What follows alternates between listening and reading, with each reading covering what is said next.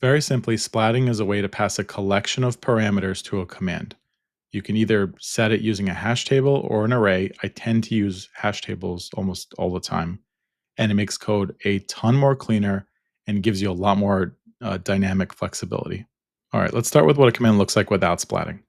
New-ADUser will accept a whole bunch of parameters to create a user object in Active Directory. In this case, I'm creating Jack Doe. I'm supplying a SAM account name, a UPN, a department, an office, a server, which is the domain controller, the path, which is the organizational unit, etc. It goes on and on. It's not readable, very hard to follow. The other thing I see people do, which is another way to try to clean up code, is to use backticks. Technically, yes, this works. I would strongly recommend not using backticks unless like it's quick, dirty, something you're not going to share with anyone else. I've seen things go crazy wrong with doing backticks, but technically this is a way to kind of flatten this command. It will run. So what does this look like with splatting? All right, I've set a couple of variables here, nothing crazy. They're basically strings. An OU, I'm giving it my organizational unit that I want to create this object in. Domain controller is the DC that I want to talk to. This is my hash table or my splatted list of parameters. It's basically key and value. Some of these are statically set in this particular hash table.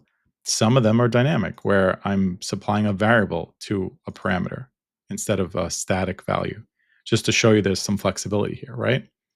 Now, this basically, it looks like a hash table, right? And when I supply it to the commandlet, what I'm using is at and then the hash table name or the variable name.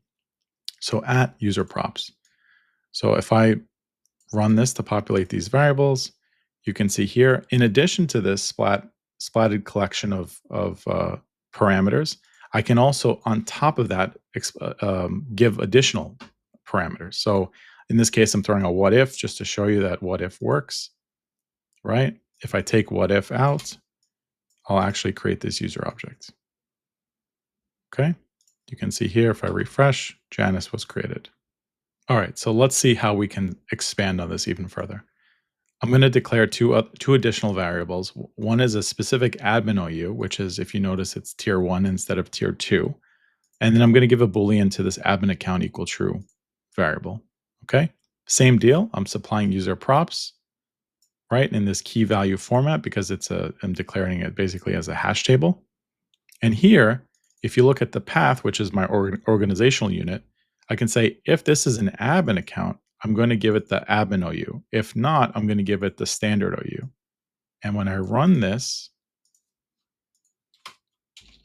and then output user props, you'll see that my path, which is my organizational unit again, is tier 1, not tier 2. Tier 2 was the standard user account. Furthermore, I can do conditions where I say if this is an admin account, because it's a hash table, I can add key values to it after the fact, right? So if it's an admin account, I want to add the property description and give it the administrator account value. So if I run this and then look at user props again, you can see here that description was supplied and it's administrator account. There's lots of use cases for this.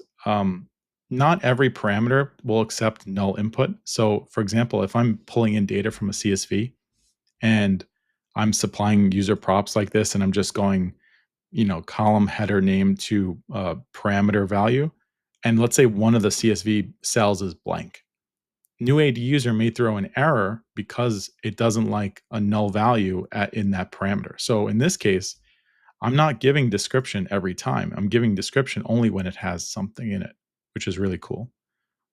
This is just scratching the surface. There's a ton you can do with this, but yeah, splatting in PowerShell. Thanks.